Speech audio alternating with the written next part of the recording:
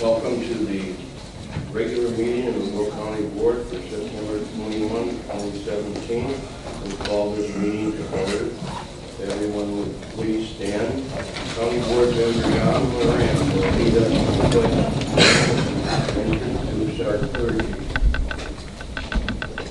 I pledge allegiance to the flag of the United States of America and to the republic for which it stands, one nation, under God, indivisible, with liberty and justice for all.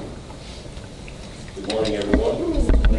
It's my great honor and pleasure to introduce Reverend Herbert Brooks, Jr. from St. John's Missionary Baptist Church, Joliet, Illinois.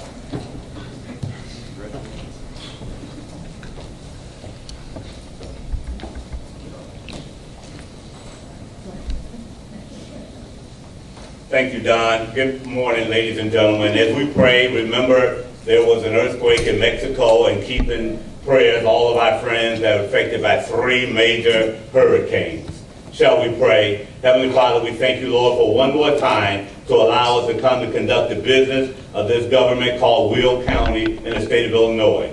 Lord, we ask your blessing upon this agenda and all our Will County board members for the work that they do. Thank you, Lord, for our executive committee, our executive, and all the staff and the workers of our Will County to make these meetings possible. Continue to bless our work and bless this meeting. In our Lord's name we do pray. Amen. Amen. Thank you so much.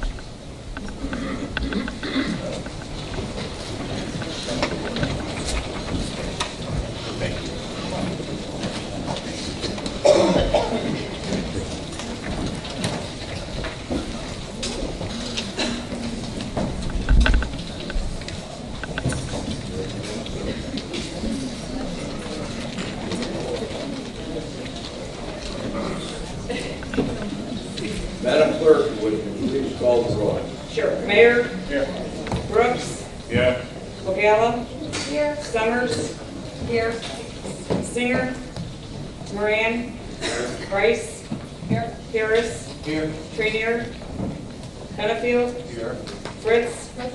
Gould? Here. Militello? Here. Balich? Here. Visalone? Here. Winfrey? Here. Parker? Here. Staley Ferry? Here. Ballinger? Here. Markham? Here. Hart? Here. Tumanello? Here. Weigel? Here. Ferry? Coletis? Here. And Mustis. Thank you. 3 present, 3 absent. 23 in attendance. We do have a quorum. Entertain a motion to place on file certificate of publication. Moved by Mr. Markham, second by Ms. Summers. Madam Clerk, call the roll. Sure. Mayor? Yes. Brooks? Yes. Ogala? Yes. Summers? Yes. Moran? Yes. Rice? Yes. Harris? Yes. Hennefield? Yes. Fritz? Yes. Gould? Yes. Militello? Yes. Balich? Yes. Visalone? Yes. Winfrey? Yes. Parker? Yes. Staley Ferry? Yes. Ballinger? Yes. Markham? Yes. Hart? Yes. Tumanello? Tumanello? Okay. Weigel? Yes. Coletis? Yes. And Mustis. Yes. Thank you. 22 affirmative. 22, the affirmative motion is carried. Entertain a motion to approve the minutes of the Will County Board recess meeting of August 17, 2017. Moved by Mr. Mayor, second by Ms. Hart. Any discussion? Any discussion? Biggest roll by Mr. Moran, second by Ms. Rice. All in favor signify by saying aye. Aye. Contrary motion has carried. Madam Clerk, would you please acknowledge our elected officials and the media that is present? Sure. Auditor Duffy Blackburn, County Clerk Nancy Schultz Boots, our County Executive Larry Walsh. Media, we have Farmers Weekly Review Nick Ryder, Southtown Susan Lafferty, Herald News Mike Mallory, and also Times Weekly Brockstein. Welcome, good morning. Good morning, everyone. Next up is the honorary resolutions and proclamation. The county board members Bert Brooks and Denise Winfrey, please come to the podium. A presentation of the check to the Warren Sharp Center. Ms. Bolden, is Ms. Bolden here? She is not. Kathy Pecor from Land Use, who has worked with her on this project, is going to accept for her.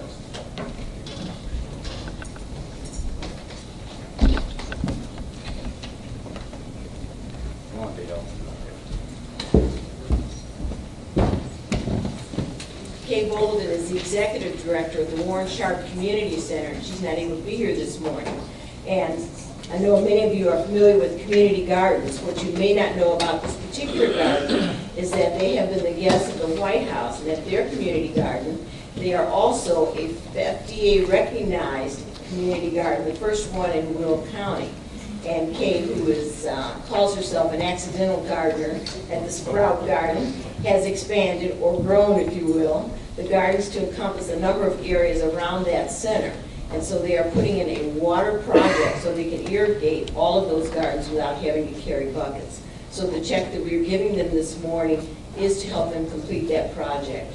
We're very lucky to have this money as a result of our partnership with Waste Management, who's here this morning in the form of D.L. Hoekstra, and Kathy Pecor from Land Use has worked with them diligently on that process, getting the garden going, expanding it. They have also been the guests at NACO on the Community Economic and Workforce Development Steering Committee, talking about the need for community gardens, the impact on places where there is a food desert, and how to cook, grow, and eat healthy.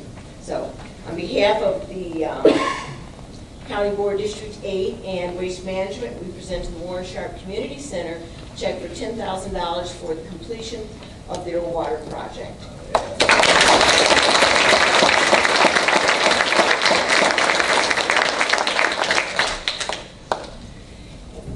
As County Board Member Winfrey has stated, we've been a partner with Will County, with the We Will Grow School and Community Garden program, has been a partner with Warren Sharp for several years, and we've got to work with Kay, who started a garden plot on one little site to develop it into a small farm. She has a farm service agency number and has been recognized as the USDA as a small farm. She has brought fresh food to her food pantry and was able to feed 200 families and provide them locally grown fresh fruits and vegetables, and also provide healthy meals to all the students that are part of her summer program and her after-school program. Kay is a model for this urban farm in our county. Kay has been a forerunner, and with the support of our county board and county board members, we're able to help her to now have water to her site, to expand her growing program, and look to the future and help provide food to the east side of Joliet.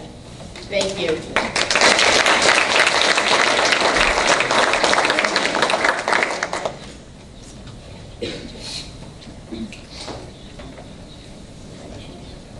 Good morning. Just a brief comment as a supporter of this community effort.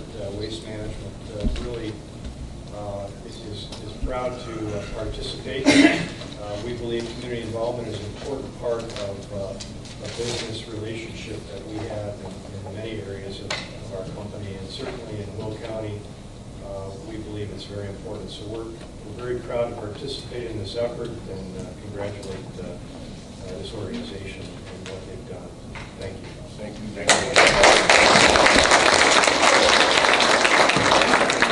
Thank you.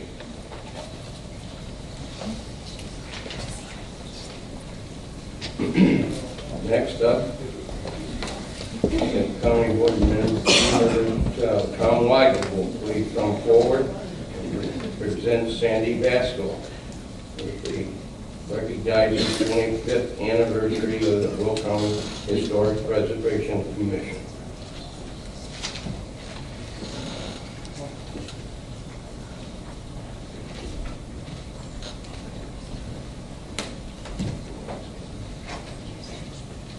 have Sandy Vasco and Judy Pinozo from the Historic Preservation Commission. They've done an ideal job over the past several years, and we're recognized in the 25th anniversary of their commission. They've certainly restored and kept in place many historic structures in Will County for us to view and see in the future. I'll read the proclamation. Whereas Will County Historic Preservation Commission is dedicated to protecting Will County's heritage through the designation of important landmarks, and whereas due to the tireless efforts of the founding member Michael Lambert and longtime chairman Virginia Ferry, these treasured landmarks have been preserved to reflect significant eras in Will County history. Whereas in 1992, the Will County Historic Preservation Commission has remained committed in increasing and encouraging public awareness and appreciation of these landmark sites. Now, therefore, be it proclaimed that the Will County Board and the Will County Executive hereby recognize and congratulate the Will County Historic Preservation Commission on the 25th anniversary of its founding in 1992. Be it further proclaimed that the Will County Board and the Will County Executive express their appreciation to the Will County Historic Preservation Commission for its role in protecting the county's valuable history, dated this 21st day of September 2017. And I so move. Moved by Mr. Weigel, second by Mr. Gould. All in favor, signify by saying aye. Aye. Contrary, motion carried. And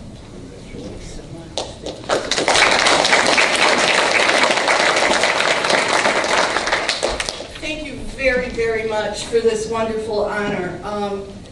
I'm so very pleased that Virginia Ferry's name is on here and Michael Lambert. They were the ones who pushed and pulled and got everything together and worked very hard. And they gave us a really good foundation to work on. And I want to thank all of you. You have supported us through the 25 years, providing money when needed and moral support when needed.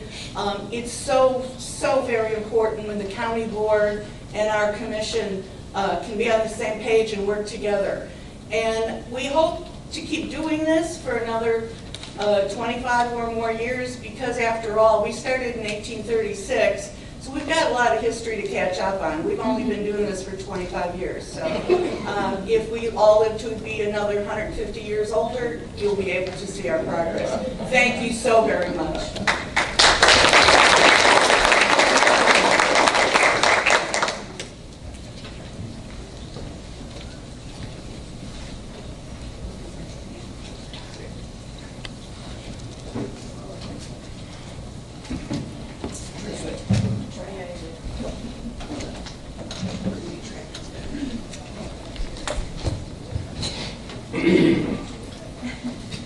next order of business, all resolutions approved at the August 17, 2017 County Board meeting have been signed by the County Executive.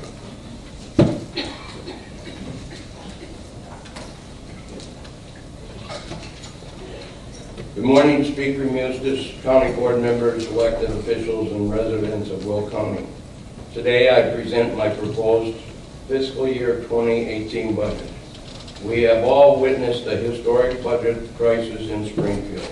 This unfortunate situation is something that our county staff have been monitoring for many months, and my proposal reflects the impact from what the state budget and projected reduction in funding of approximately $2.4 million. With my remarks today, I will give you a high-level overview of what I am proposing and the next steps that I believe we must take to keep Will County moving forward on a sound fiscal path. The budget I present today is balanced. The total county budget is $551 million, of which $197 million is in the corporate fund and $354 million is in special funds. This year's budget proposal meets all our debt obligations, contributes additional dollars toward our other post-employment benefits fund, and dedicates funding for IMRF accelerated payments.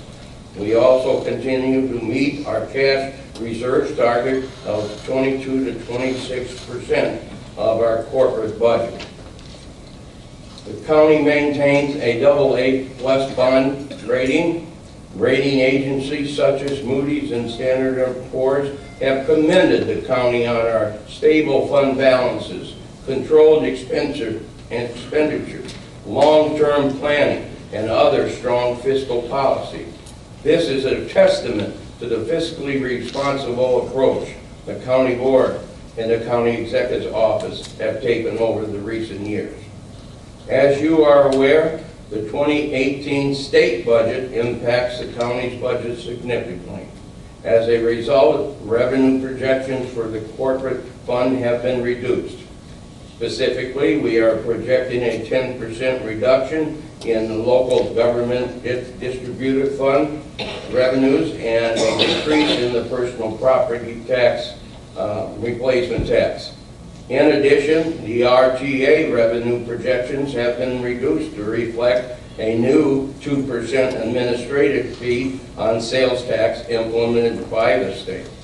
As we navigate these difficult budget realities, Will County continues to grow, which puts more demands on our county resources, departments, and services. We continue to ask our elected officials and valued employees year after year to do more with less. I want to thank and commend our employees for doing an outstanding job providing the critical services for our residents. You are what makes Will County government shine. My levy proposal includes $2.1 million in new property and $1 million in CPI. This translates into an increase of actual levy of $3.1 million. From this total of $3.1 million, $2.2 million will be put into the corporate fund, $600,000 will be put into the capital fund, and the remaining $300,000 has been allocated to the facilities capital replacement, FICA, and IMRF funds. With an expected increase in the EAV, the proposed levy of new property and the $1 million in CPI, the 2017 tax rate will be 0.600, which is 1.5% lower than the 2016 tax rate of 0.6147. I would like to highlight our efforts to consolidate county services and seek efficiencies across county government. One area that is still unfolding is the consolidation of 6 county 911 dispatch centers into 3. In brief, this involves consolidating the Will County Sheriff, Romeoville, Lincoln Way, and Eastcom into the new county public safety complex on Laraway Road. This consolidation has not been easy, but working together we are determined to make it a success. I want to thank all those involved in this important work. Another area proposed for the consolidation is the Public Building Commission. PBC has been a significant player in Will County's history of capital projects and has served the county needs well. Construction of the adult detention facility and the River Valley Justice Center were overseen by the PBC. We are proud of the good work that former PBC members and staff did to make these projects a success.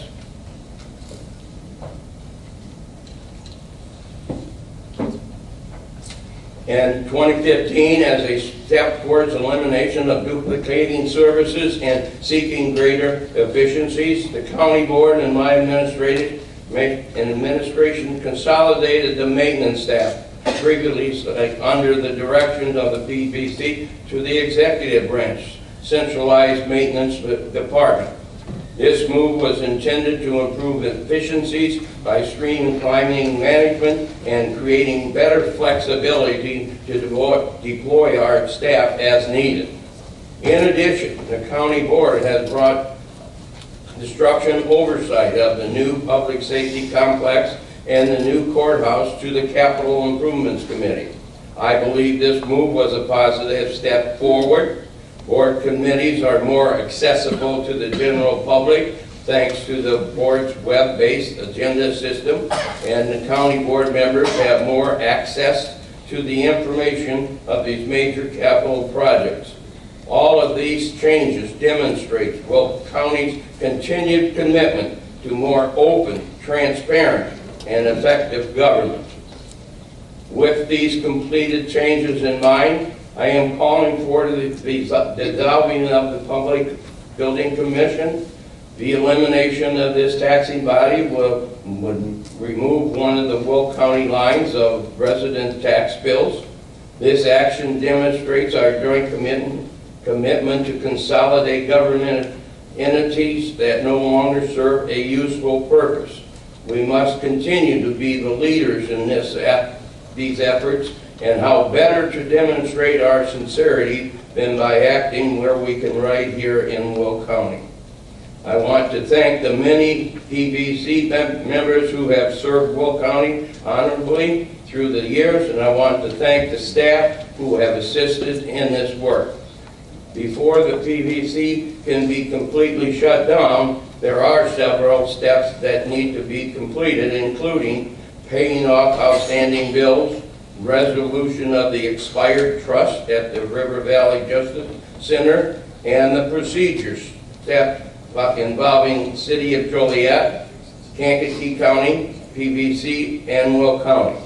I am hopeful that we can complete these tasks in the next several months and move forward as I have proposed. As a further step toward dissolving the PVC, their previous levy has been reallocated to the Health Department levy to support the critical health programs that have been very important to many of our residents.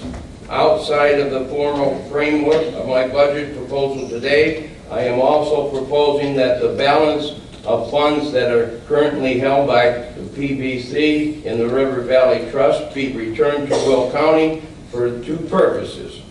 $2 million to the capital fund and the balance allocated to the Facilities Capital Replacement Fund for River Valley and other county facilities. This move will ensure we have adequate funds to proceed with our fiscal year 2018 capital projects, and we will continue to do our best practices for planning for long-term maintenance of all our facilities. For the fourth year in a row, my budget proposal includes a 5-year road and capital plan which recognizes both ongoing and future capital projects, establishes an annual amount for vehicle and equipment replacement, and identifies dedicated sources to fund these projects in 2018. This 5-year capital plan is a working document that will be reviewed by the board and revised as we work through the 2018 budget process. It will continue to be updated as new projects and funding sources are identified. However, this plan is only appropriated 1 year at a time and will be used as a resource when the county is required to make decisions about funding for upcoming projects. As we are all aware, in August of 2016, the county issued $175 million in bonds to address our major capital needs, such as the public safety complex, courthouse, and health department. The 2018 budget includes funding for these capital projects with the completion of the public safety complex and the start of the new courthouse. Since issuance of the 2010 road bonds, we have been averaging approximately $21 million per year for highway design and construction.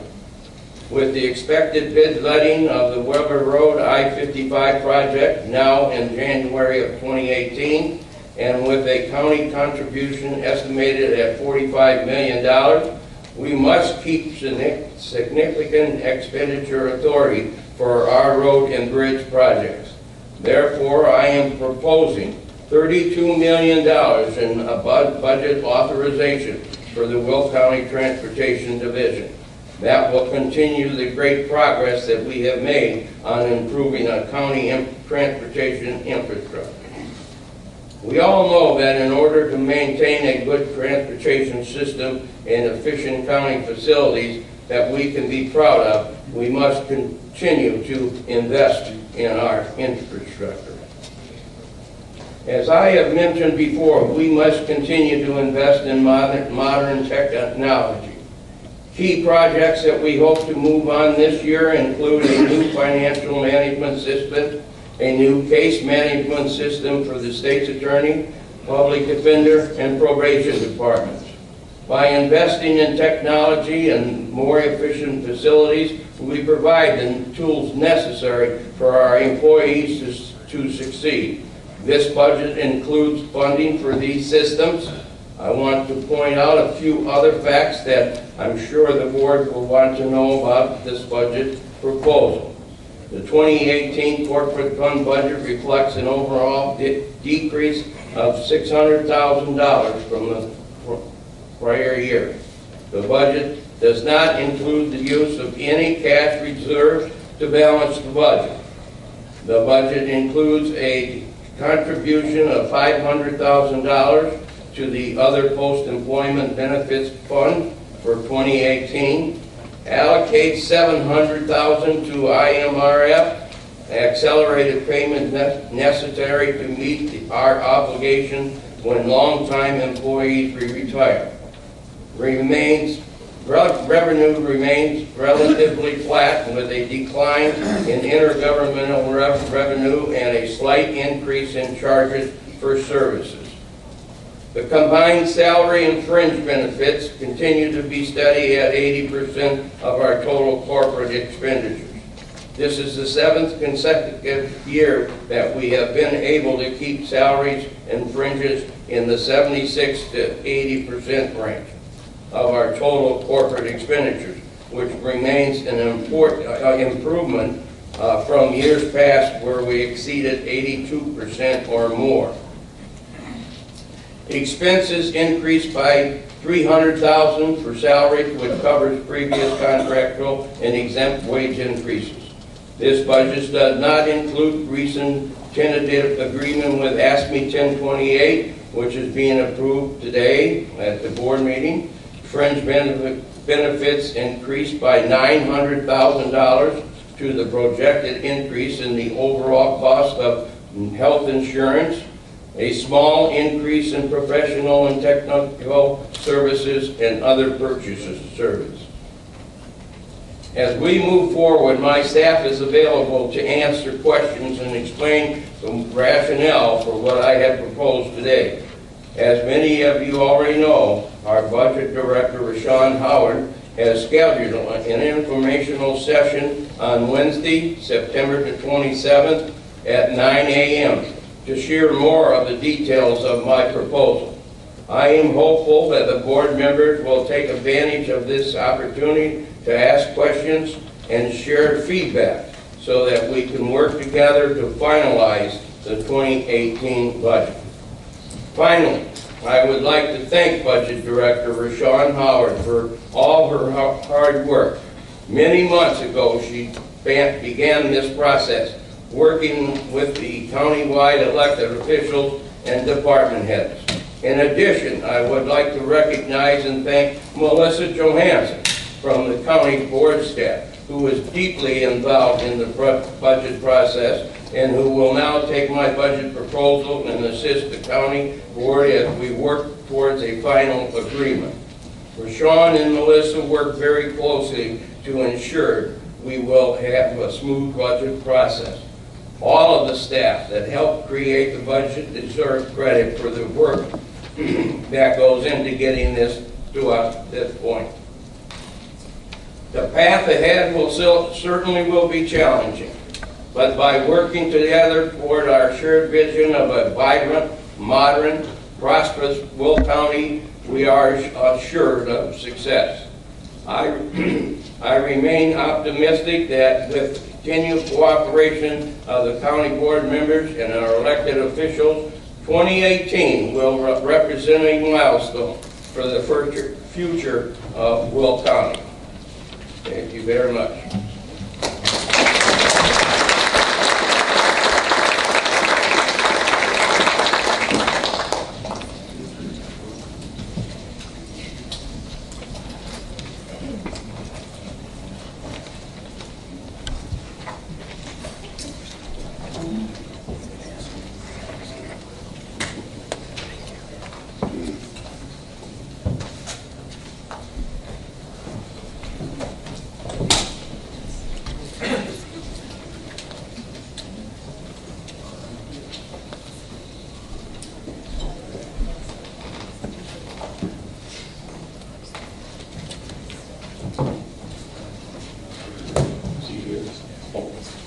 Before we get started on our agenda, our State's Attorney Jim Glasgow would like to make an announcement. And has an announcement, Mr. Glasgow.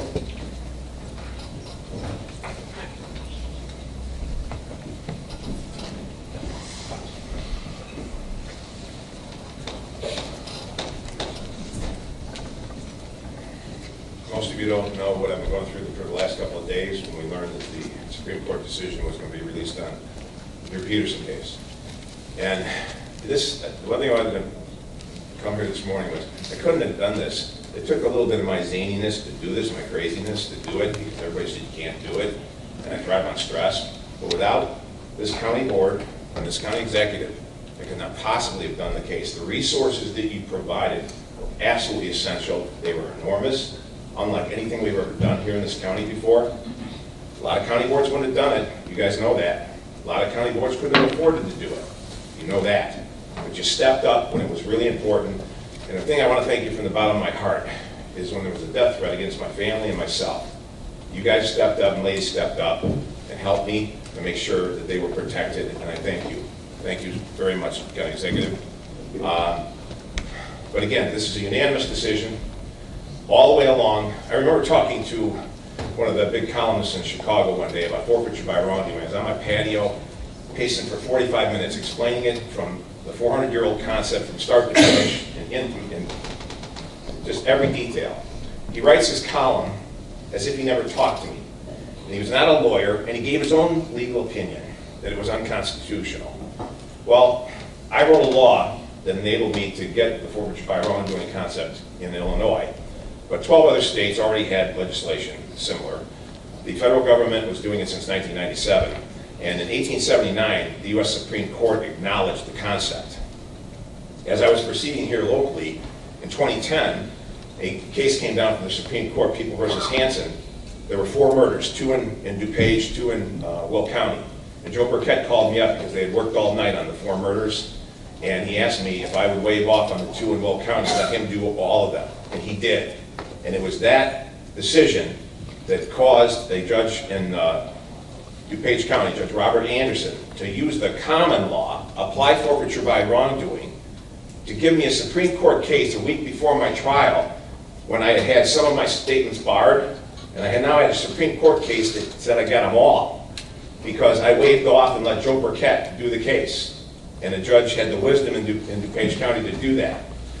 So there were so many divine interventions in this case that allowed me to be successful. I've got a list of them.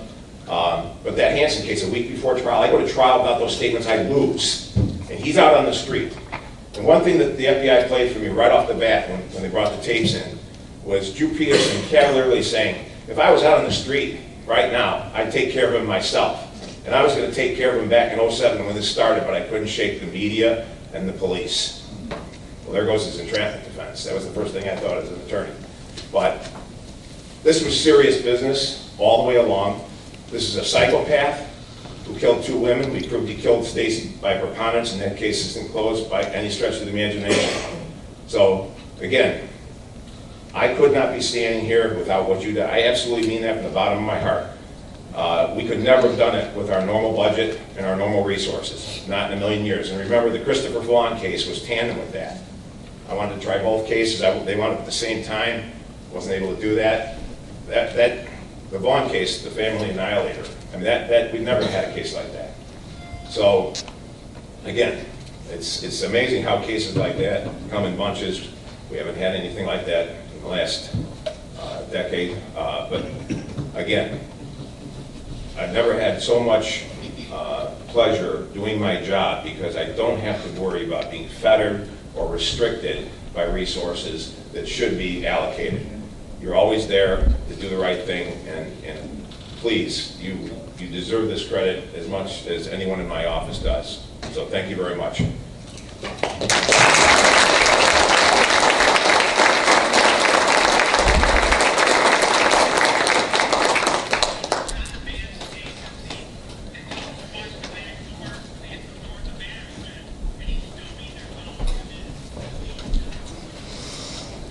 First committee this morning, Land Use and Development Committee, Mr. Weigel, Chairman.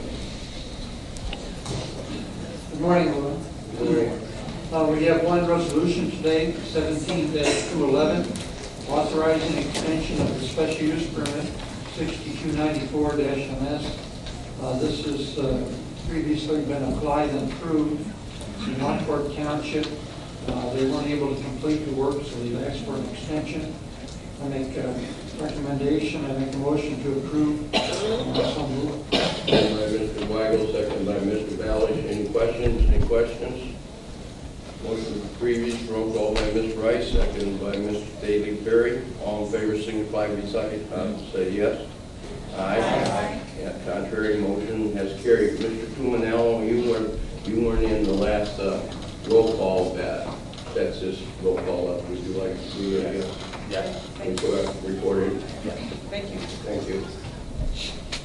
Our next meeting is October 10th at 10:30 a.m. That concludes my report. Thank you very much, Mr. Weigel. Next up is Finance Committee, Mr. Frizzalone, Chairman. Good morning, Will County. Good morning, Michael. First up, we have some monthly reports, financial reports. The first report from the Illinois Department of Revenue showing sales tax remitted to Will County for the month of June to be $1,759,298.25.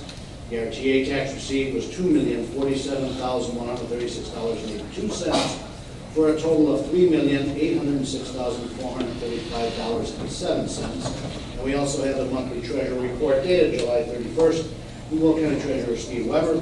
I'd like to put both of these reports on file, and I so move. Moved by Mr. Frizzalone, second by Ms. Dollinger.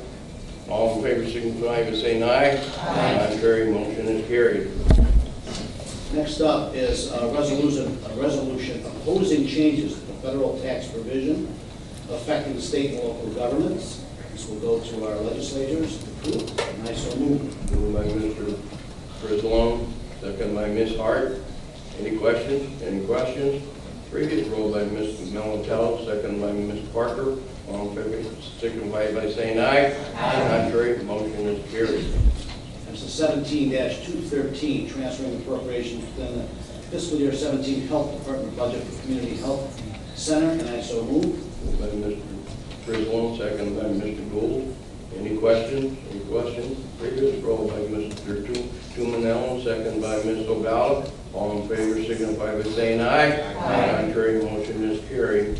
17-214, transferring appropriations within the fiscal year 17 Health Department budget for Family Health Services, and I so move. Moved by Mr. Frizzalone, second by Ms. O'Gala. Any questions? Any questions? Previous roll by Ms. Winfrey, second by Ms. Summers. All in favor signify by saying aye. Aye. Contrary motion is carried. We have 17-215, transferring funds within the 911 ETSB fiscal year 2017 budget, and I so move. Moved by Mr. Frizzalone, second by Ms. Hart. Any questions? Any questions? Previous roll by Mr. Moran, second by Mr. Markham.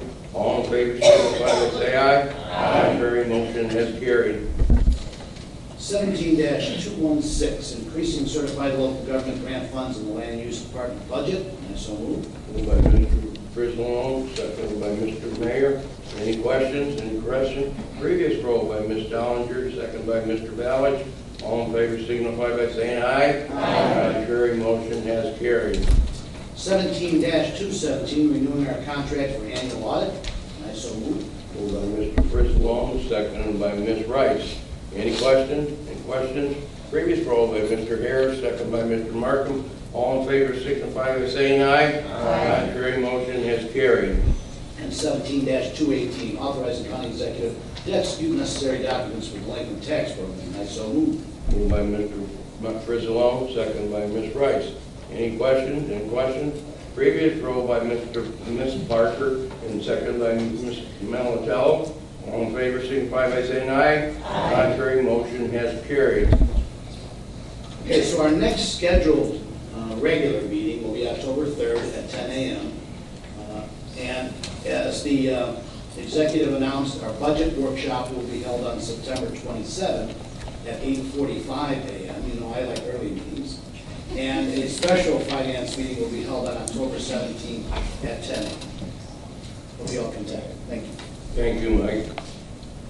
Next up, Public Works and Transportation Committee, Mr. Gould, Chairman. Good morning, Mr. Executive. Good morning, fellow county board members. Resolution 17-219, a resolution granting county aid in construction of a bridge over Jackson Creek on Cherry Hill Road as petitioned by the Jackson Road District, and move for approval. Moved by Mr. Gould, second by Ms. Melatello. Any questions? Any questions? Previous roll by Ms. Rice, second by Ms. Summers. All in favor signify by saying aye. Aye. Contrary, motion is carried. And resolution 17-220, authorizing approval of the establishment of an altered speed zone 552 at Cedar Road, County Board District 7. Move for approval. Moved by Mr. Gould, second by Mr. Benefield. Any questions? Any questions? Previous roll by Ms. Fritz and second by Mr. Tumanello. All in favor signify by saying aye. Aye. Contrary, motion is carried. Resolution 17-221, authorizing approval of professional services agreement for design engineering services with Civil Tech Engineering for the reevaluation of the north-south connector at Peyton Farm, Bruce Road, corridor east of the Des Plaines River Valley. I move for approval. Moved by Mr. Gould, second by Ms. Melatello. Any questions? Any questions? Previous roll by Ms. Daly Perry, second by Mr. Markham. All in favor signify by saying aye. Aye. Contrary, motion has carried. Resolution 17-222, authorizing the appropriation of MFT funds for design engineering services by the county under the Illinois Highway Code for the reevaluation of the north-south connector for Peyton Farm, Bruce Road, corridor east of Des Plaines River Valley. Move for approval. Moved by Mr. Gould, second by Ms. Parker. Any questions? Previous roll by Ms. Summer, second by Mr. Moran. All in favor signify by saying aye. Aye. Carried. No. Carried. Resolution 17-223, authorizing an intergovernmental agreement by the County of Will, the City of Lockport, Village of Homer Glen, and Homer Township for design engineering services for the north-south connector for Peyton Farm Road, Bruce Road, corridor east of the Des Plaines River Valley. I move for approval. Moved by Mr. Gould, second by Mr. Weigel. Any questions? Any questions? Question, Mr. Weigel? I'd like to make a comment. I'd like to thank Homer Glen, Lockport, and Homer Township for stepping up and providing some funding for this reevaluation. I've been an advocate of this reevaluation. Also thank the Will County Department of Transportation. We're going to save farmland if we do not use the middle route, if we use Cedar Road or Galva Road as an alternative, which I think is be more appropriate. We don't have to buy a lot of right-of-way. So I urge support of this proposal. Thank you. Thank you, Mr. Michael. Any other questions? Any other comments? It was moved. Weigel, second. Previous roll by Mr. Balish, second by Ms. Dollinger. All in favor signify by saying aye. Aye. Contrary, motion is carried.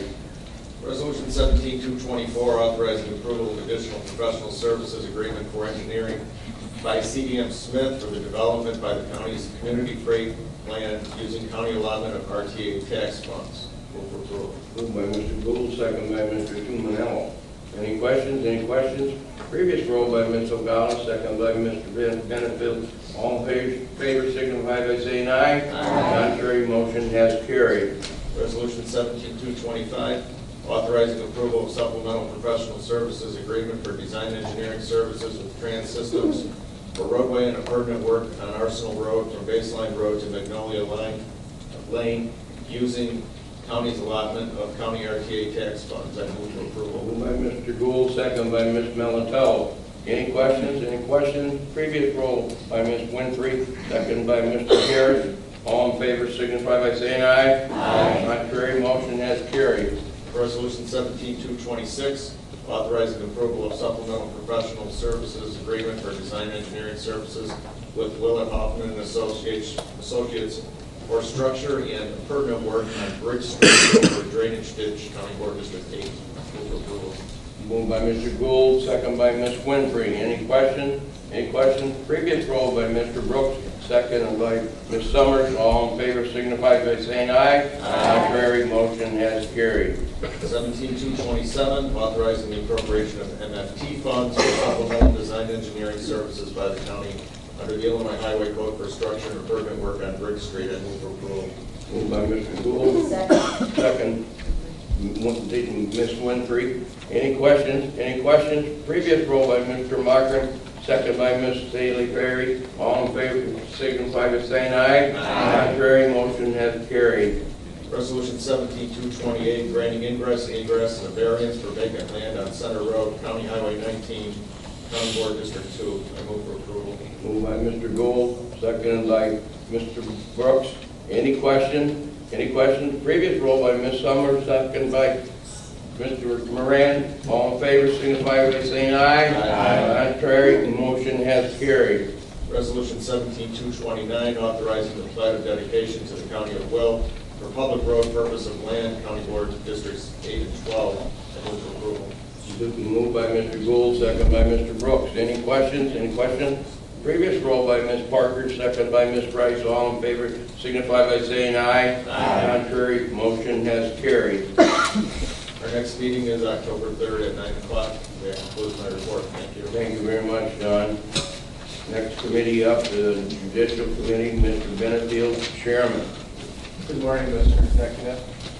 We have one item on the agenda this morning that requires a public hearing for our 2017 JAG grant.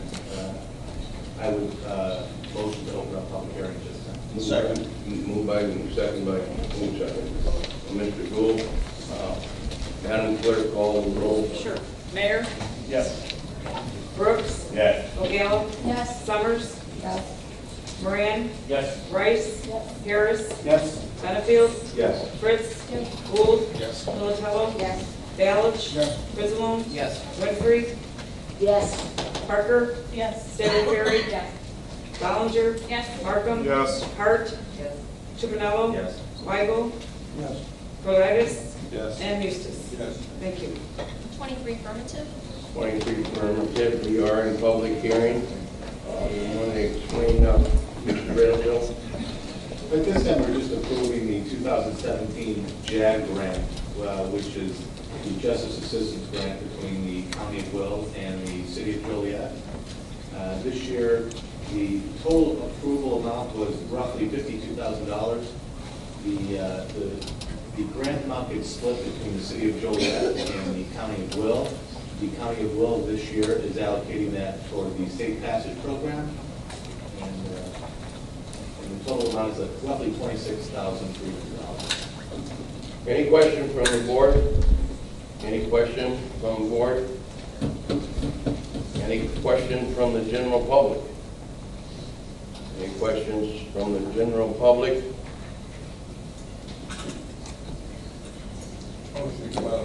Second. Moved in second.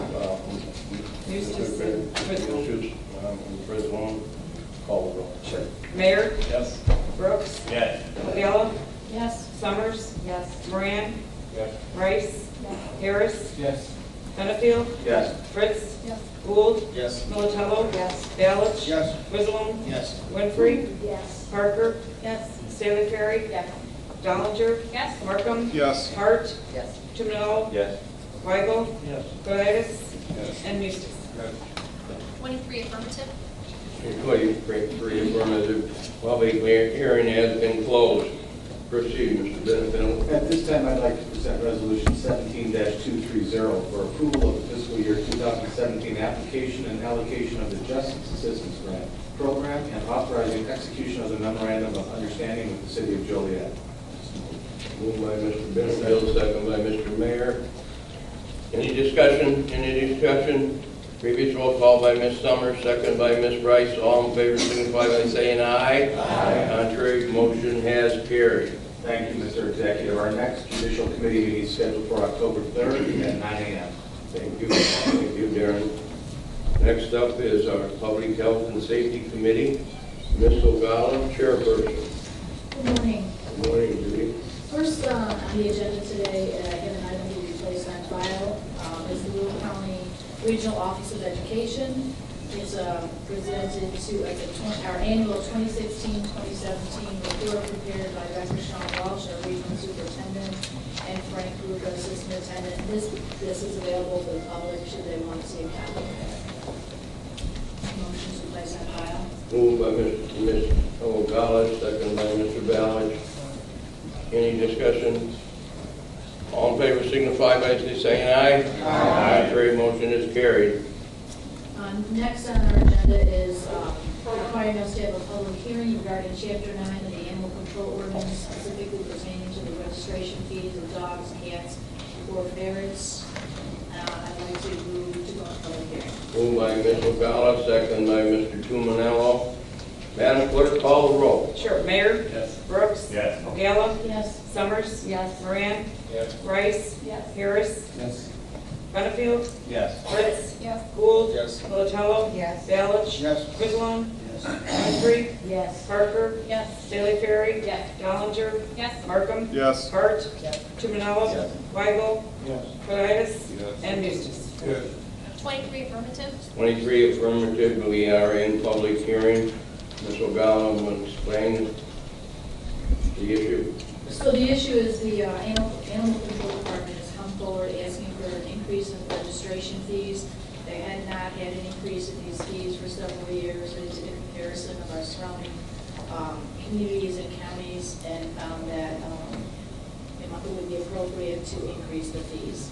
So they came before the Public Health and Safety Committee board to request that. Okay. Any questions from the board members? Mr. Frizzlone? Yes, actually, as the resolution comes up next, I will be moving to table it.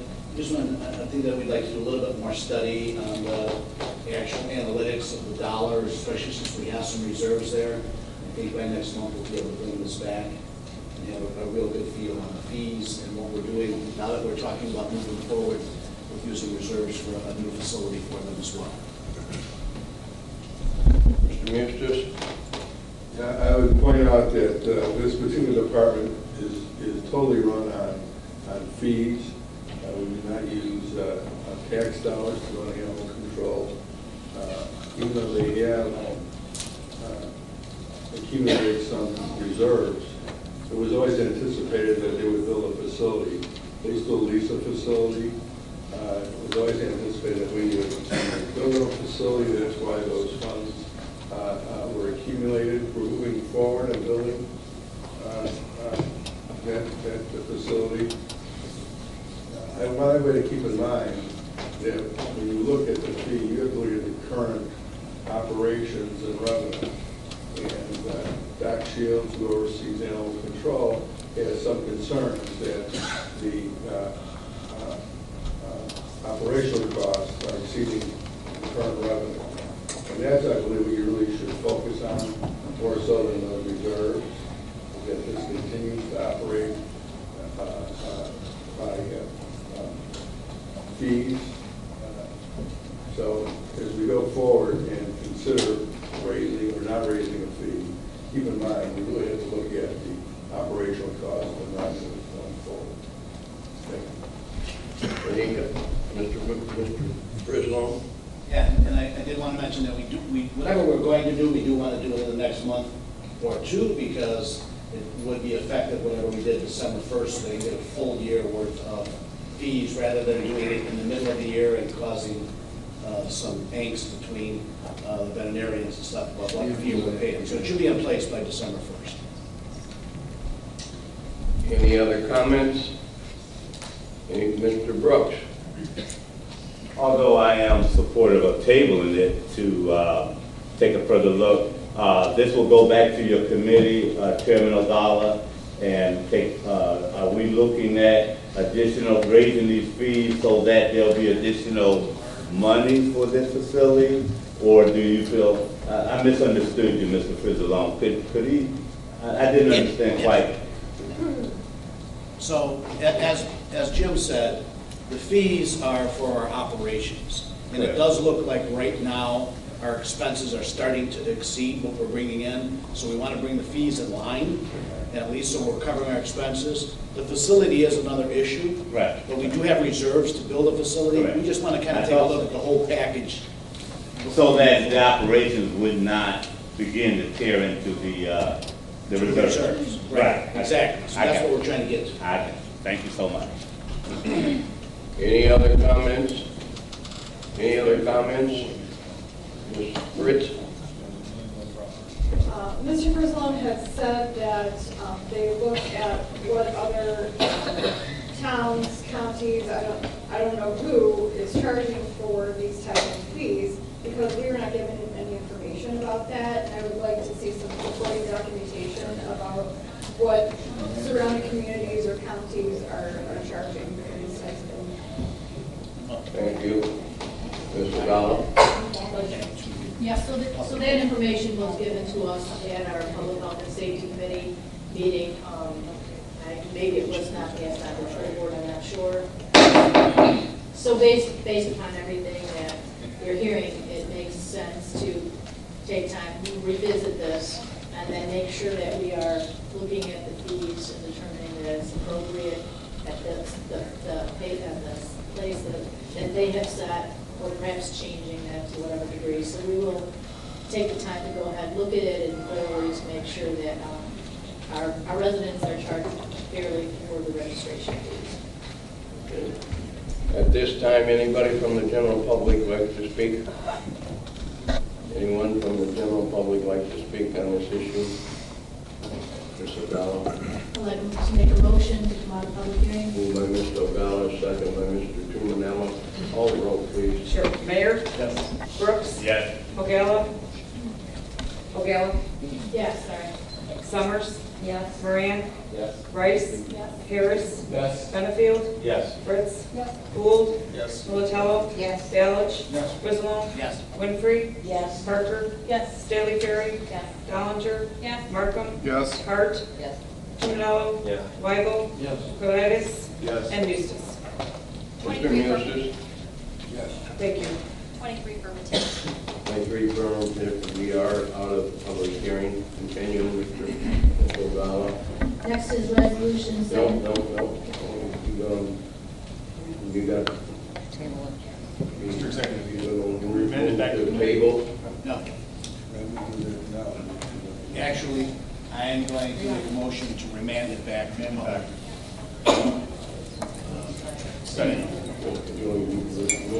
move remand it back to public health. Yes. Okay. Motion by Mr. Frizzalone, second by Mr. Mayor. Any discussion? Any discussion? Previous roll call by Mr. Markham, second by Ms. Summers. All in favor, signify by saying aye. Aye. Contrary, motion is carried. Okay, the next on our agenda will be resolution 17-232, authorizing the county executive to renew a lease agreement for animal control. So we did look into this. Right now they're leasing a property, and as Rizal mentioned, that we're going to be looking into building a facility. We made sure we had our state's attorney review so that there is, because it's a 4-year lease, but we did have our state's attorney review that lease so that we do know that we have a 6-month backup period. So we can go forward with the lease and the concept that should we build a building within the next 4 years, we can get out of this leasing. I'd like to make a motion to approve. Moved by Ms. Ogala, second by Mr. Tumanello. Any discussion? Any discussion? Previous roll by Ms. Parker, second by Ms. Dollinger. All in favor signify by saying aye. Aye. Contrary, motion has carried. Next is Resolution 17-233, renewing contract for nursing services for CNA, LPN, and RN at Sunny Hill Nursing Home, and I so move. Moved by Mr. Nogales, seconded by Mr. Gould. Any questions? Any questions? Previous roll by Ms. Winfrey, second by Mr. Moran. All in favor signify by saying aye. Aye. Contrary, motion is carried. Our last is Resolution 17-234, it's the Sunny Hill Nursing Home admission policy for non-Will County residents. The reason why we are making a modification to our admission policy is because in the past, we always had 2 people to a room, but with the completion of 6th Avenue, we are now able to have one, many residents are able to have their own private room, which has been a benefit to them and their families that they have a place that's their own to call home, because that's where these people will reside mostly till the end of their life. So we're just taking the number down to reflect the difference in the bed. So I'd like to make a motion to approve. Second. Moved by Ms. Nogales, second by Ms. Winfrey. Any questions? Any questions? Previous roll by Mr. Benefield, second by Ms. Summers. All in favor, signify by saying aye. Aye. Contrary, motion has carried. And finally, I would just like to give an update that we had at the Public Health and Safety Committee. Where Governor Rauner has created an opioid overdose prevention and intervention task force. And I requested that the board, my committee supported that we write a letter of recommendation for Dr. Kathleen Burke to be part of that task force. So we have a letter that's nearly ready to go out, and I just wanted everyone to be aware that I wanted Will County to be represented because she does such a great job for us on this very important issue. So I just want to update everyone on that. Our next Public Health and Safety Committee meeting is scheduled for October 5th at 9 a.m. Thank you. Thank you very much, Judy. Next up is Legislative Policy Committee. Ms. Hart, Chairperson. Good morning, everyone. I do not have any report at this time. Our next meeting is going to be October 10th at 9 a.m. and at that point we're going to start going over for our priorities on federal as well as for state and local for the next year, for 2018. Thank you. Thank you, Susan. Next up, Capital Improvement Committee. Mr. Cuminello, Chairman. Thank you. Good morning. Morning. First on the agenda is number 17-235, authorizing county executive to execute a lease extension with Paul Sills for the use of rental property. This is for our radio lab. It's an 8-month extension expected to overlap when our radio lab will be complete in the SUP building. And I so move. Moved by Mr. Cuminello, second by Mr. Gould. Any questions? Any questions? Previous roll by Ms. Melatello, second by Ms. Parker. All in favor signify by saying aye. Aye. Contrary, motion is carried. Next is 17-236, authorizing the county executive to execute a lease extension with Willow Communications Corporation for the use of the radio communication tower, and I so move. Moved by Mr. Mr. Cuminello, second by Ms. Parker. Any questions? Any questions? Previous roll by Ms. Winfrey, second by Ms. Staley-Berry. All in favor signify by saying aye. Aye. Contrary, motion is carried. Next on the agenda is 17-237, authorizing county executive to execute a tower and building license agreement for the use of radio tower site owned by BP Pipelines North America Incorporated, and I so move. Moved by Mr. Cuminello, second by Ms. Rice. Any questions? Any questions? Previous roll by Ms. Fritz, second by Mr. Ballard. All in favor signify by saying aye. Aye. Contrary, motion has carried. Next is 17-238, authorizing the county executive to extend lease agreement with First West Building LLC for temporary storage of impounded vehicles. As you know, we are currently under construction for our impound lot, and it will be completed. We just need to get to that period of time, and this will satisfy that. I so move. Moved by Mr. Cuminello, second by Mr. Brooks. Any questions? Questions? Previous roll, Mr. Gould, second by Ms. Ogata. All in favor signify by saying aye. Aye. Contrary, motion is carried. Last but not least, number 17-239, authorizing the Will County Executive to proceed with procurement of furniture, fixtures, and equipment for the new public safety complex, and I so move. Moved by Mr. Tumanello, seconded by Ms. Melatello. Any questions? Any questions? Previous, excuse me. Previous roll call by Ms. Parker, seconded by Ms. Dollinger. All in favor signify by saying aye. Aye. Contrary, motion carries. Mr. Griswold. Can you make an abstention on that one, please? Sure. Thank you. Our next capital committee meeting is scheduled for October 3rd, 2017 at 11 a.m. That concludes my report. Thank you. Thank you, Ray. Next up, Executive Committee, Mr. Mustis, Chairman. Good morning, Mr. Executive, County Board. Good morning, Jim. Did you need a glass of water yet? Yeah. Water hose. I know you can try it. There's a lot of talking up there today. My first item today is making a motion for open a public hearing for the change of Jane Court to Janet Court, County Board District 11, Wheeling Township. And I'll move to go into public. Moved by Mr. Mitchell, seconded by Mr. Mayor. Madam Clerk, call the roll, please. Sure. Mayor? Yes. Brooks? Yes. Ogala? Summers? Yes. Moran? Yes. Rice? Yes. Harris? Yes. Benefield? Yes. Fritz? Yes. Gould? Yes. Militello? Yes. Balich? Yes. Griswold? Yes. Winfrey? Yes. Parker? Yes. Staley Ferry? Yes. Ballinger? Yes. Markham? Yes. Hart? Tumanello? Yes. Weigel? Yes. Paredes? Yes. And Eustace. 22 affirmative.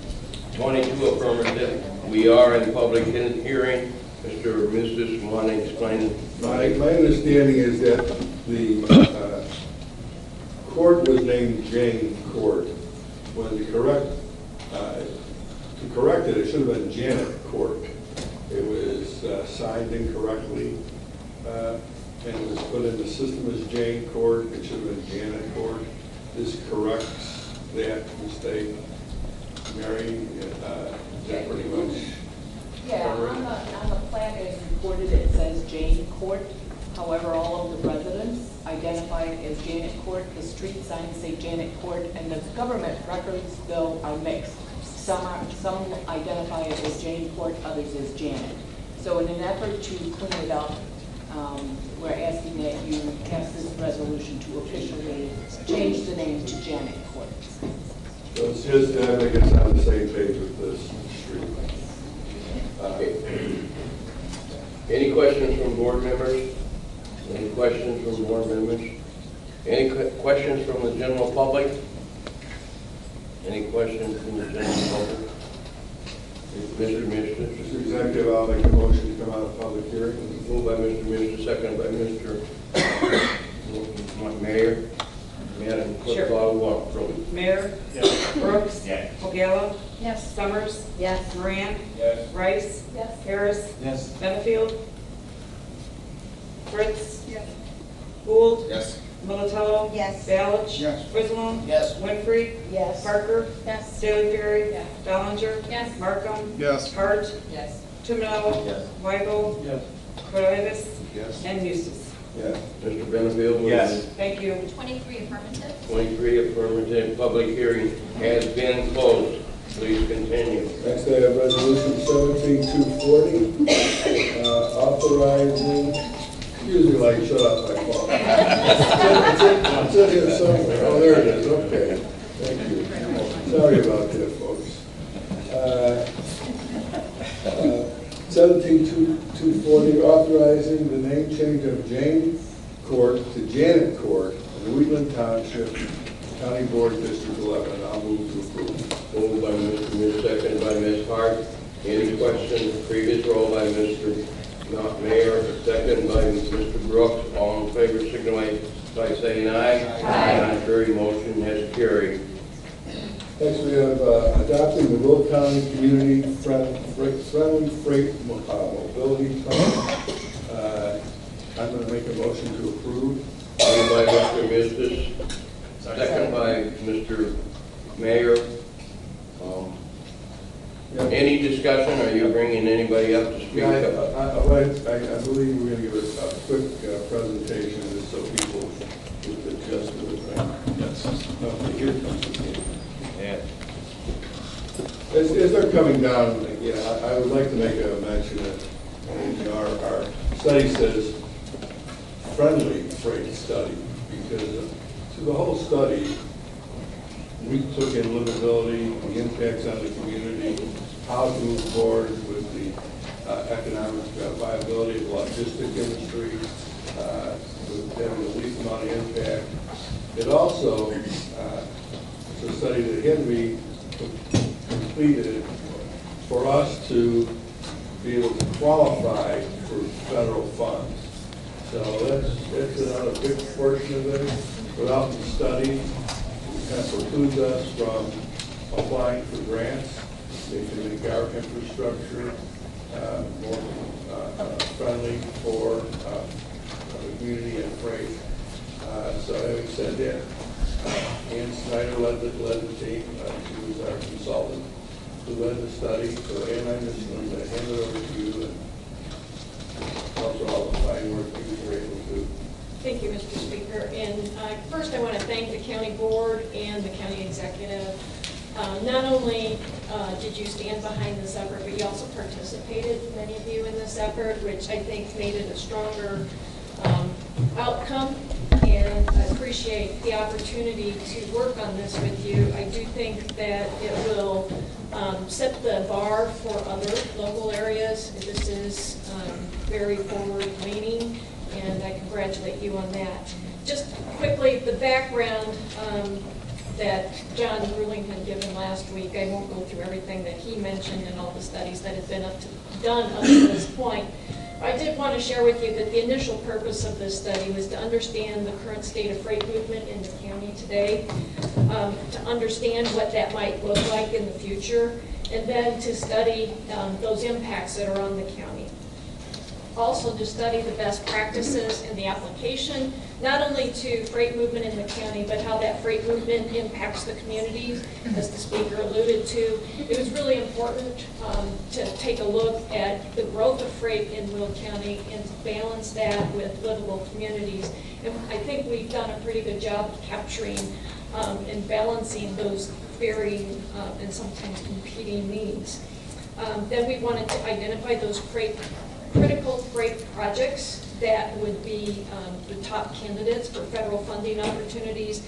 And then as part of this, make sure it was a very holistic solution. We wanted to identify critical workforce issues and possible solutions. Much of that will be driven by the private sector, but there are some areas where there is some public sector role, particularly as it comes to mobility of the workforce. And you'll see that in the study. I think we have brought with us books, and you probably have in your packet the executive summary from the study. Feel free to disseminate that information as you see fit within your particular district. And if you have any questions, please don't hesitate to ask. So real quickly, the acknowledgements. There were several funding partners on this. Obviously, you take the forefront here. Will County was strong partner in all of this. Excuse me, Larry, I need some of those things. And also the Center for Economic Development. Again, it couldn't have happened without the leadership of this board and the executive. We also partnered with the Will County Governmental League, the Illinois soybean growers. They participated in the study financially as well. The Department of Transportation, both here in Illinois and through the Federal Highway Administration, gave significant grant funding towards this effort. JADA did some grant funding to address some of the workforce mobility issues. And then the Three Rivers Association of Realtors actually gave us the seed money to develop the RFP to do this particular study. So quickly, what we're going to run through today, just give you a high-level recap of the stakeholder engagement, talk to you a little bit about the key findings. Some of those key findings, I think, will be eyebrow raisers when we go to compete for federal dollars, and hopefully we'll differentiate what we're doing here in Will County with other areas that will be competing for those same dollars. We'll go through some select analysis, talk a little bit about the recommendations, give you a very high-level overview of the key freight projects, and then talk briefly about plan implementation and what the next steps are. And with that, I would like to turn this over to Jackie Murdoch, who is with CDM Smith. She was the assistant project manager, and she is then going to pass it off to Chris Lazar. Sorry, Chris. We're back here. And Chris was the project manager for CDM Smith. Thanks to both of them and all the hard work that they put into this. So, Jackie. So as Ian said, we're going to run through a couple of the key highlights and really what makes this plan unique. One of the components is all of the public and stakeholder engagement and just the really the extensive nature of the ground-up outreach that we did for this plan. We heard a lot from freight industry in Will County. We heard a lot from many of you all and worked with Will County Governmental League to hear from them. We heard directly from truck drivers about what their needs are and what their infrastructure concerns were. We even heard from environmental groups and met with them to refine some environmental recommendations, and of course had public meetings and a survey that was highly attended. And some of the key findings are also unique to this plan. The county was able to get really detailed information about freight flows, and that was we were able to then look at how that contributes to Will County's economy. So we were able to do some economic analysis to really say how much does freight contribute to Will County's economy, and it's really some powerful numbers. So we see about $623 billion of freight in Will County, and what does that equate to?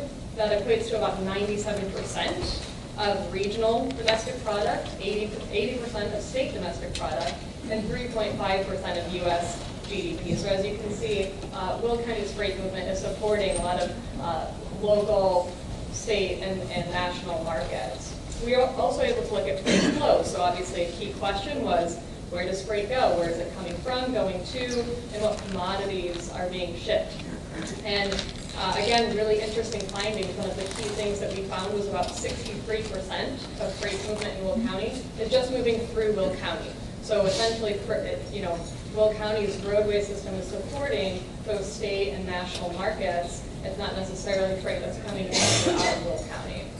We are also able to look at the amount of jobs that are supported by freight. So it's about 106,000 jobs in Will County, and that equates to about 55% of the region's economy, yielding about 37.6% of tax revenue. So a significant portion of the county's economy and a significant portion of the impact on the roadway system.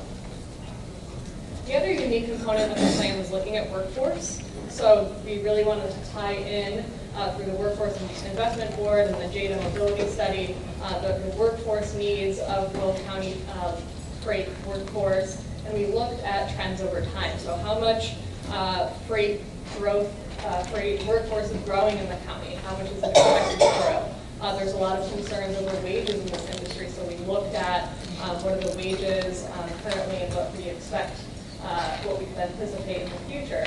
And we also, of course, looked at commute trends. So where are the freight workforce coming from? Where are they going to? And we found, again, a lot of folks outside of Will County coming to work in Will County in the freight industry. A lot of folks from Kankakee, Grundy, South DuPage, and that all points to mobility and transit needs.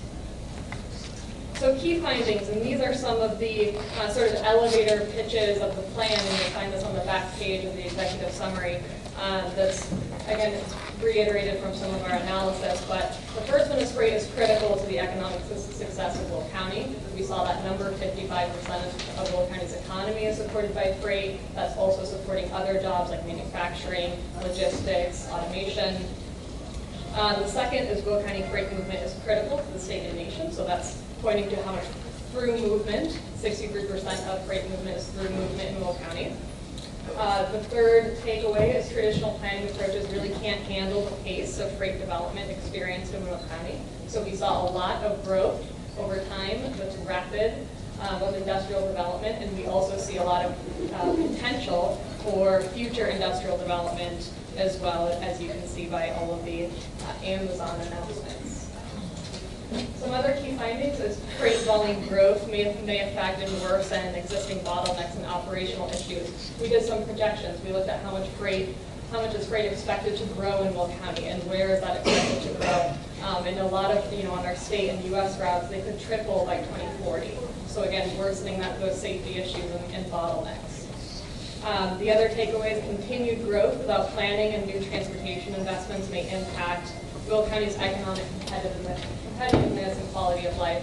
And that's really getting to, with this increased growth in freight, we really have to take measures to address the community-friendly and environmentally friendly measures to balance this sector.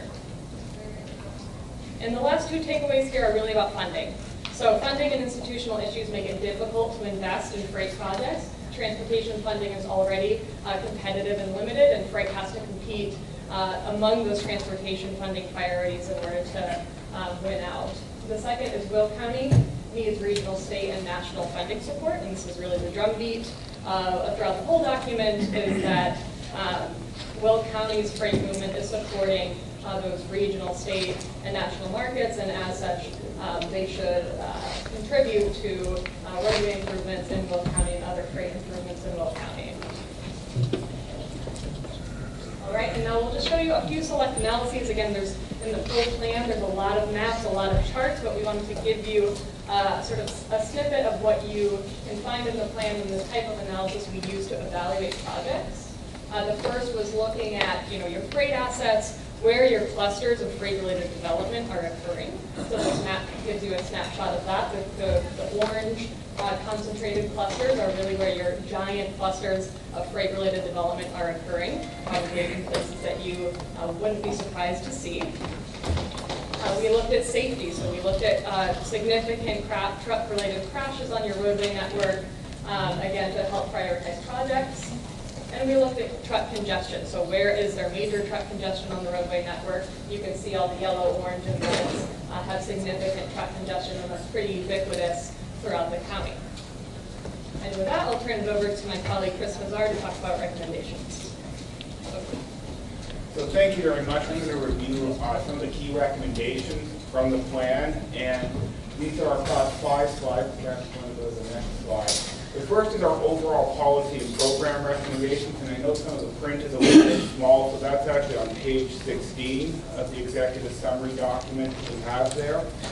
And we have these categorized by different types, whether it's dealing with different mobility needs, workforce, engagement of public and stakeholders, land use, and education. And the first thing, and I'll talk a little bit about this in a few slides, is to implement some project priorities. We'll talk about the project prioritization process and what it includes. There are several recommendations that involve increased collaboration, both with the public and private sector, over things like oversized and overweight permitting and creating greater transparency for the trucking community on truck routes and where they can go and when. There's a need to expand some data collection. A lot of the more local facilities, we don't have comprehensive truck count data to know how many trucks are using these roadways or how that is changing over time. So over time, some greater data collection with that so that changes to policies can be made. A need throughout the county to improve east-west connectivity. There are various ways of doing that, from local roads to addressing a major priority freeway projects. Increased air cargo capacity. Certainly I think this is a broader regional issue for the whole Chicago region, and Will County can be part of the solution, considering the South Suburban Airport. Several workforce recommendations I'm going to talk about on the next slide, and just a recommendation that there be a county coordination of transportation and land use planning through a county land use strategy. So some of the workforce recommendations, and these are also in the plan document on page 13. One is to create a collaborative, a greater enhanced partnership between the TDL, the transportation, distribution, logistics industry, and the public sector to address common issues. Using various means to raise awareness of the availability of jobs in this industry, and on key programs that help prepare people to be part of this industry. Creating better career development paths for TDL workers, so it's not just perhaps a short-term job opportunity, and creating better quality jobs. And one of the next slides, we're going to talk a little bit about technology. I see technology hits the TDL workforce as we see an increase in automation in warehousing. Some of the jobs are going to switch from just basic pick and package jobs to dealing more IT, making sure that, for lack of a better term, the robots that are doing things in the warehouses are programmed right and operating correctly. More mechanic jobs, things that are going to pay higher dollars in the future. And then increasing access. We did a study on workforce mobility between population centers and employment. We have some technological solutions, and this is on page 15 of the executive summary documents, because we took technology on very significantly in the plan. And so there are all kinds of technology that we have to be prepared to address in the county. Things like greater use of managed lanes, whether they are for trucks or cars or separation of traffic. Things like, as I mentioned, automation in warehousing, or truck platooning on major roadways that improve fuel economy and enhance safety. The whole advent of autonomous vehicles is going to include commercial vehicles as part of that population, and perhaps some of that early adoption of commercial vehicles that are autonomous will occur inside intermodal facilities just to move goods around within the facilities themselves. And we're going to have to consider drone delivery. If Amazon and other companies start doing more package delivery by drones, that's a whole new regulatory space that needs to be explored. We have some very specific recommendations related to community quality and quality of life. And some of them are transportation related, whether it's safety, congestion, trucks on local roads, things like focusing dollars on high truck crash locations. Jackie had the map up earlier.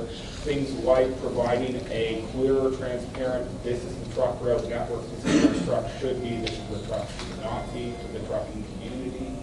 Some specific ideas to deal with noise and things like emergency access issues. One of the things that we heard was long trains can create emergency access issues between facilities and providers and certain residents. We need to have a dealing with encroachment on agricultural land as part of the overall land use strategy to preserve and protect what is an important part of the economy in this county as well, which is agriculture. And the project found quite a synthesis between agriculture and agricultural business, agribusiness, and the freight community in terms of the unique industry that's formed here. And then things like light pollution and aesthetics. And some specifics on best practices to deal with some environmental areas like air quality, water quality, hazardous materials transportation, and encroachment on sensitive areas. And the plan includes some best practice ideas that not only the county consider, but individual local communities can consider when they're looking at a potential applicant for a new development. So just briefly on key freight projects, and there are maps of both the overall projects considered. That's on page 18, and on page 19 is the top 25 projects out of the prioritization process. Next slide. So we had a total of 91 projects that were evaluated in detail. These came from various planning documents, whether it's the county's long-range transportation plan, or IDOT plans, or CMAP plans. And 25 of them rose to the highest tier level, the top quartile, if you were, of freight projects. to be considered. And we evaluated them on the criteria you see on the right there, which included preserving and enhancing the existing system, safety, mobility, economic development, economic competitiveness, community sensitivity, and environmental sensitivity. And we had a really great array of projects that cover all areas of the county that are related to race to consider. And as I mentioned, the map on page 19 of your document shows which projects may be top tier. So with that, I'd like to turn it back over to Ann to discuss project implementation. So doing the study was just the first step. And we need to start implementing some of the recommendations that Chris talked about to really make this plan effective in helping manage the growth in the freight industry and also to make sure our communities remain livable for residents. I won't read through everything that's on the list for plan implementation, but stay tuned. You'll be getting more information in the coming weeks and months.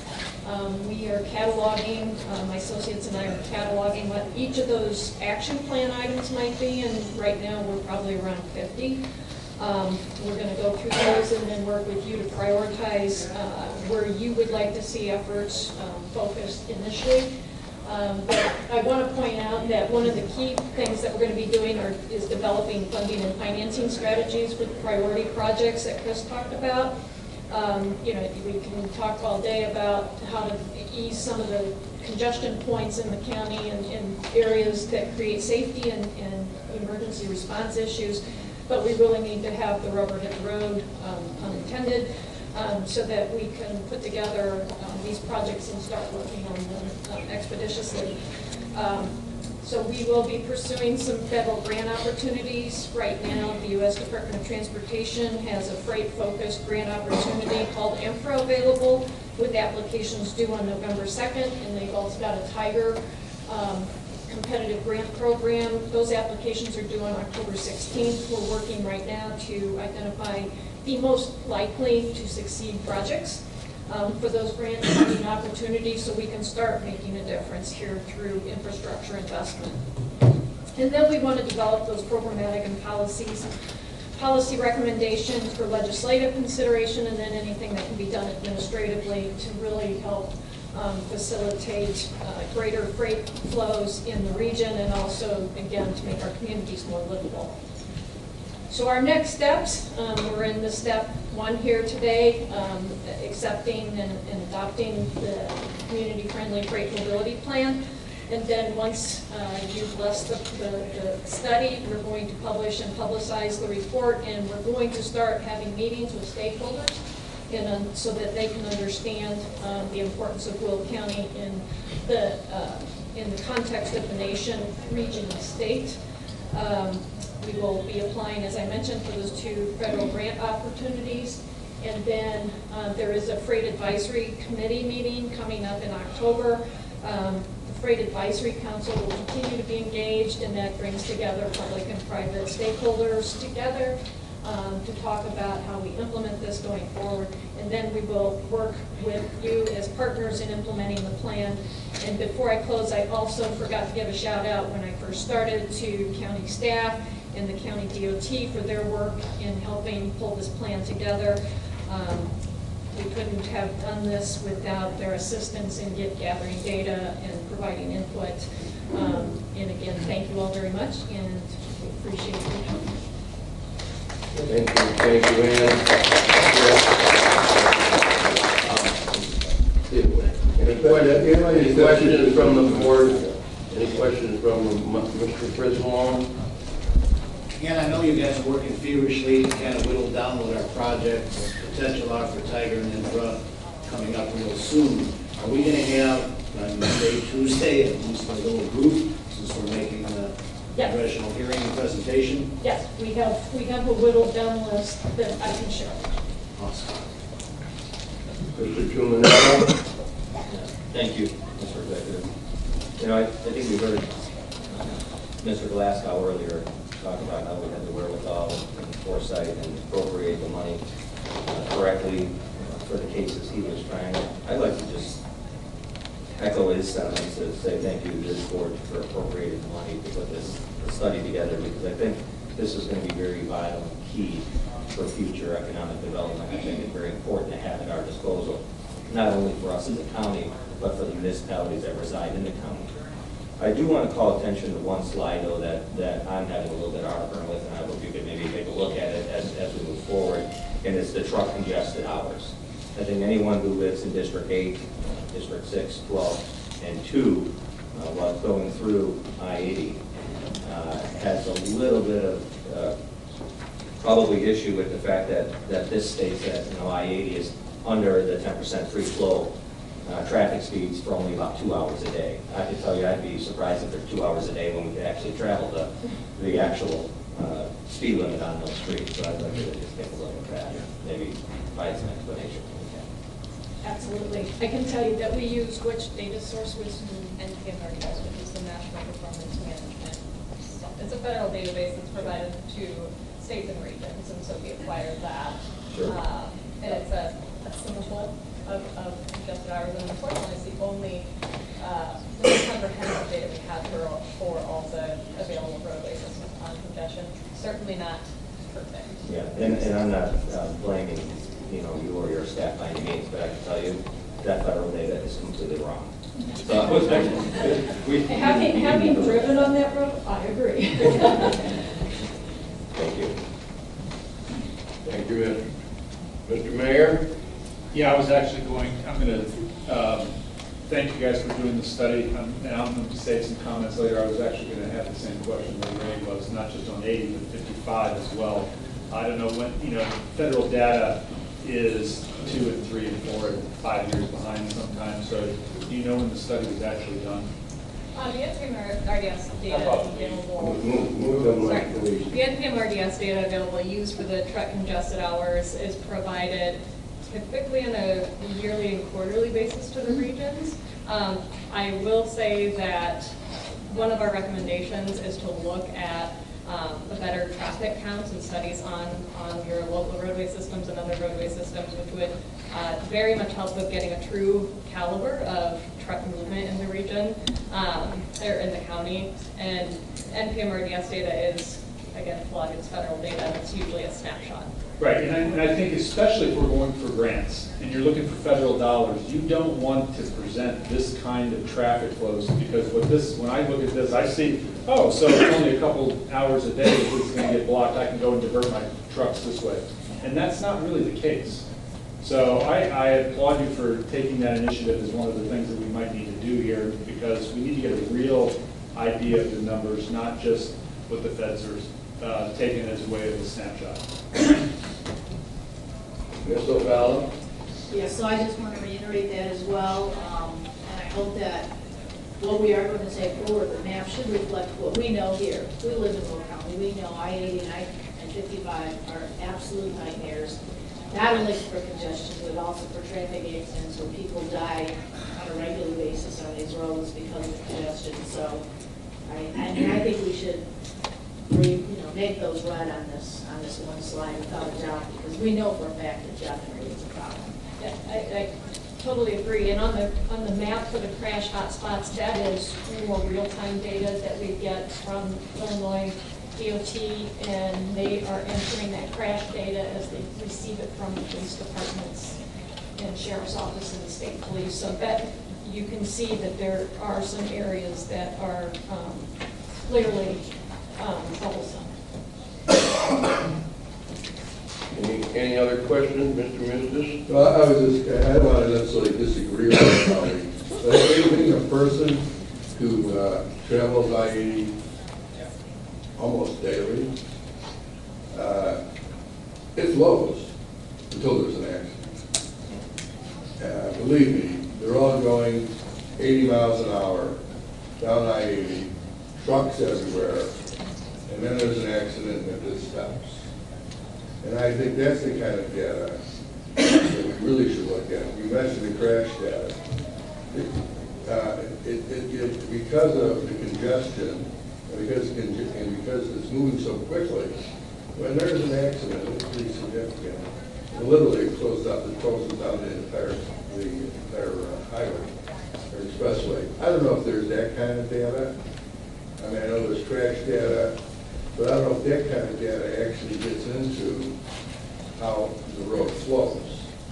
And that's something we can, I agree, I think that's something maybe we could talk to ATRI, which I forget what ATRI stands for, but it's an association of, it's a research arm for trucking companies, and they're using actual onboard GPS devices to track truck movements. It can tell you how long a truck is sitting in traffic, so to speak. So that's an area we could maybe reach out and see if we could work with them on helping us with that. The other thing that I don't know if you take into consideration, it flows well. You know, they added lanes to I-80, it flows real well until it starts to narrow down back to 2 lanes. And, you know, up until that point, it was, I'm going to say basically is I-80 and 30, or Maple, as it says on Route 30. You know, it's a limited access highway. I'm talking about I-80 now. If the same goes through to 55, and then there becomes a lot of interchanges, it really slows that flow. I don't know if we can do it by segments, but when you really look, I mean, there's all, in my view, there's almost 20 interchanges, because now it becomes, you know, a lot of different entry points, merging points. And I don't know if we look at that, but I think it's another area, depending on where you're at. So then basically, from Route 30 to 55, it moves pretty slow. And a lot of that has to do, I believe, with the amount of interchanges that are there. You see along, for example, 94/Dan Ryan, they're closing some of their interchanges, I believe for that reason. Correct. The weave and the person that's in the far left lane realizes they've got to exit and slams on the brakes. That creates all kinds of problems. So that creates quite a bit. But having said that, I think the product we produced is a pretty good start. You know, Mr. Frizzle mentioned that you're going to have a congressional hearing going out next week. We're hitting the ground running. Along with that delegation will not only be the Will County delegation, Mr. Frizzle and Mr. Walsh, I believe. Are you going there next week? I believe Mr. Walsh is going, or is representative. But we also have some of the other stakeholders. The governmental league will be represented. I understand even some other people from outside in the larger region have an interest. I think it's worth noting that this study has created a lot of interest on a very regional basis. CMAP has been very interested. They have a planning agency for Northern Illinois in this area. Certainly IDOT has been interested. The state of Illinois has been interested. City of Chicago has been interested.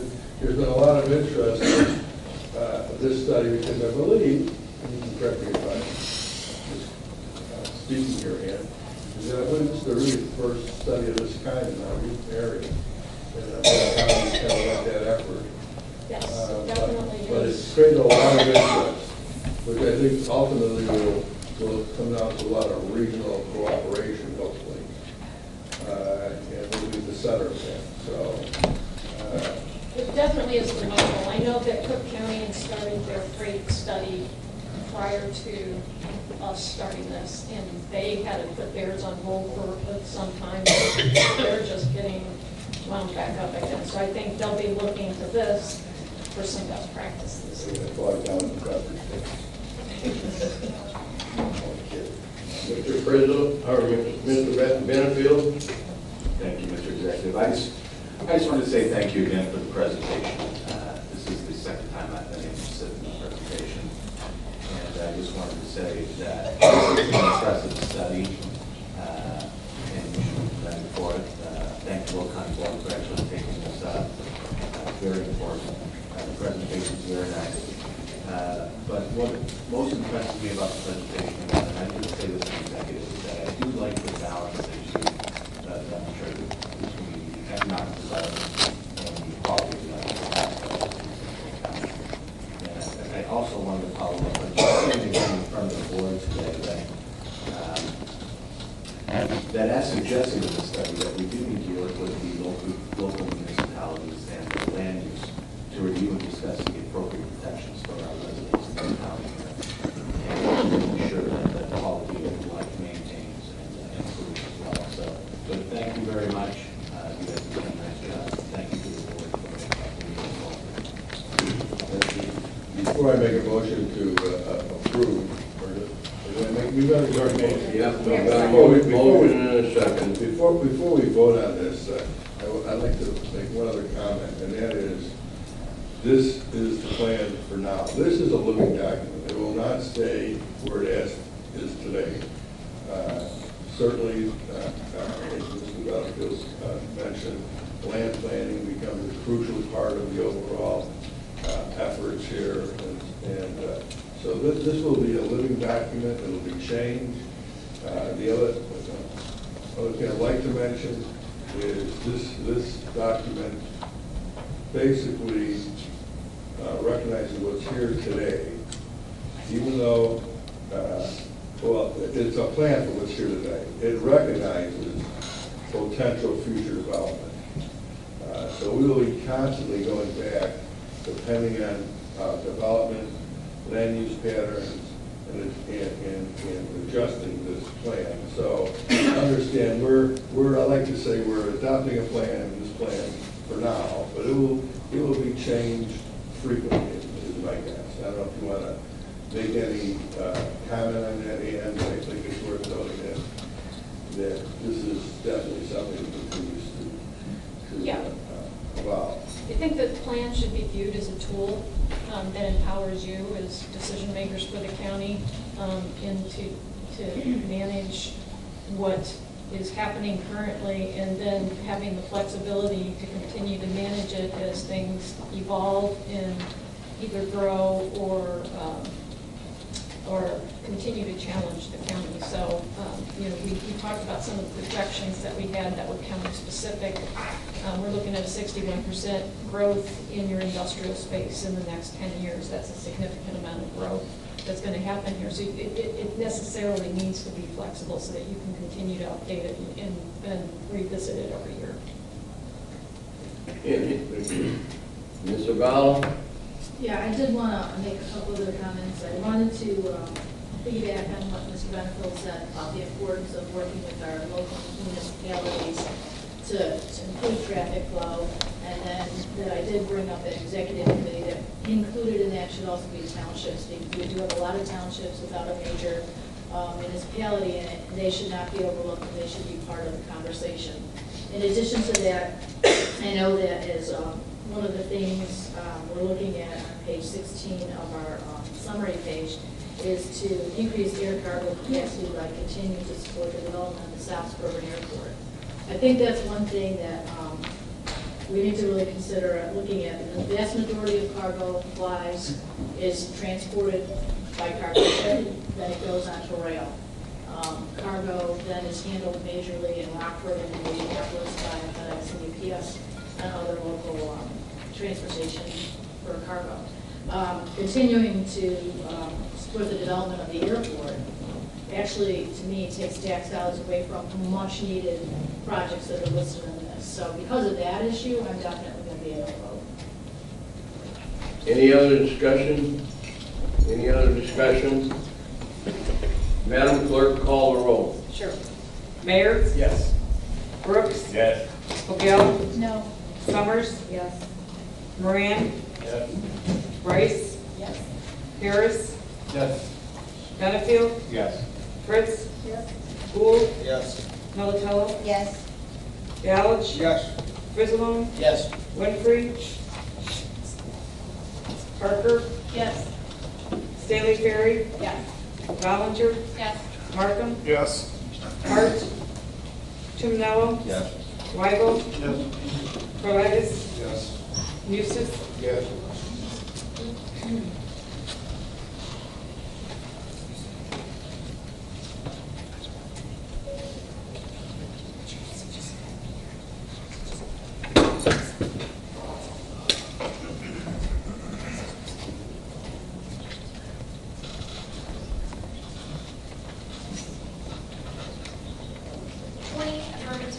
one negative. 20 affirmative, 1 negative. Resolution 17241 can pass. Mr. Muse, just please continue.